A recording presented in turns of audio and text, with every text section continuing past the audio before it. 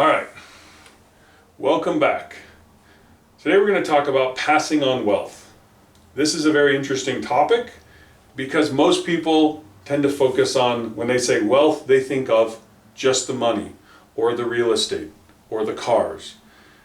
What we're going to talk about is how the real value for a wealthy person or persons is in the business model, because that is actually the thing, the engine that created the financial, social, and human resources of the wealthy couple. So passing on the business model is much more important than passing on the actual money.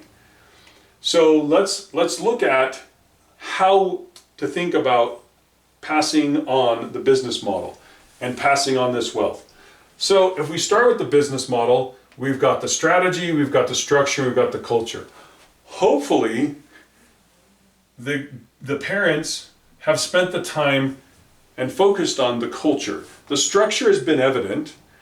Sometimes the vision and the purpose is not to the children. So making sure that the children understand the strategy and the culture, or the strategy and the vision, and then also have the cultural values that created that wealth. Things like delayed gratification, hard work, service, some of those things, if the kids don't have that type of skill set, it's not going to end well, right? It's not going, all the rest of it, they'll just squander all of the other wealth that the family has accumulated.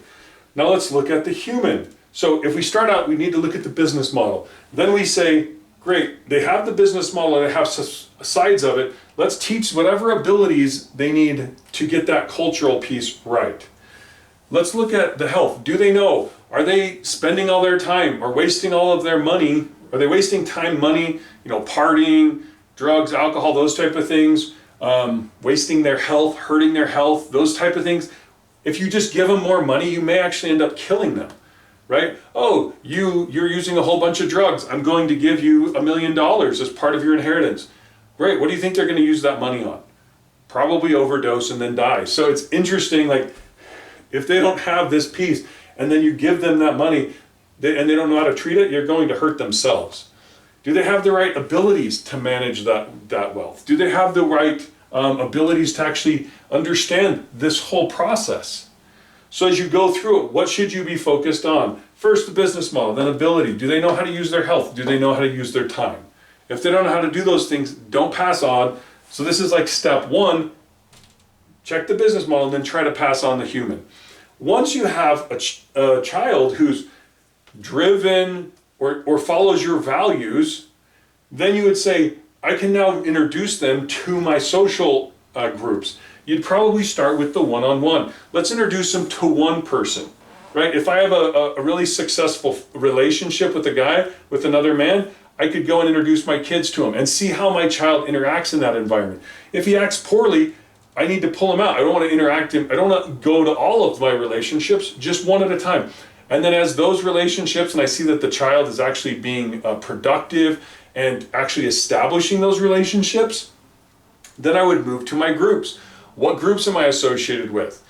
How do I introduce them to those groups in such a way that they don't get ostracized immediately? If it's a group of entrepreneurs and I introduce spoiled children into that group and all these guys are used to working their butts off, they're going to reject it, they're going to oust them. So first get them into that space, then you get them to the groups. And the reputation, that comes a little bit, and that's a little trickier because you'll have a reputation. Most likely the reputation will kind of get carried over by the successful parent, especially on those things. But going through the health, then the social. Now if we look at financial, the first things we should pass on is probably the tools. Give them access to the tools. The computers, the cameras, whatever the tools are that generated that wealth. If you're a farmer, the tractors, those type of things, get them on that. If they don't know how to use those well, then you shouldn't move on. But if they do, you can start to look at the real estate and the money, right? Once they have this successful business model, this successful engine of contribution to society, if they're doing this model, then you're going, yep, you have the ability to do it, you have the social capital to do it, and now you're finally going to get the financial capital. The problem that I've seen with this, I had a person locally, he died one of the founders of a very successful company, ended up passing on to a daughter who was 16, but when she got 18, she got all access to it. He passed on $20 million to her. She didn't have the business model. She didn't have that. She was too young for this type of stuff. She didn't have the human capital or the social capital. And then she all of a sudden had all this money. What happened was she ended up getting, I think she went to, I understand she's on her 5th marriage or more. She's bought some companies and actually run them into the ground because she doesn't have the ability. So she's really flailing around, really hurting herself and hurting those around her and destroying companies. So you see, if you pass on that money without these other factors being in place first, you're just going to hurt them and everyone probably around them.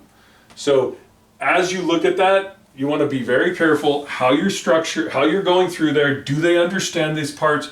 Then you move them up the chain until the last thing you should hand off is the money.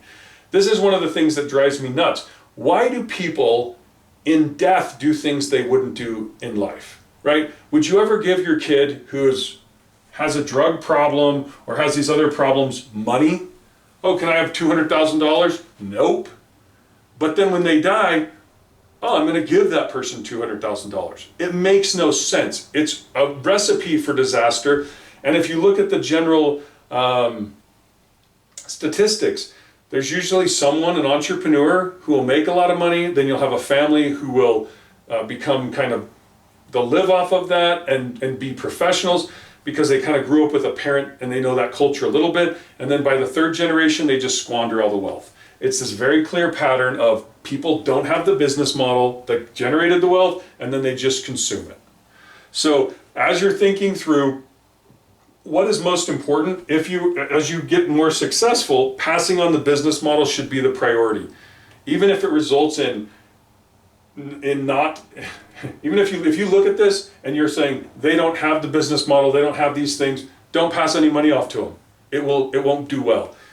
Or if you're saying, well, I'm going to use the money to try to get them abilities. I'm going to use that money to help them on their health. You can do that. But again, without the business model in place, it's probably not going to function very well.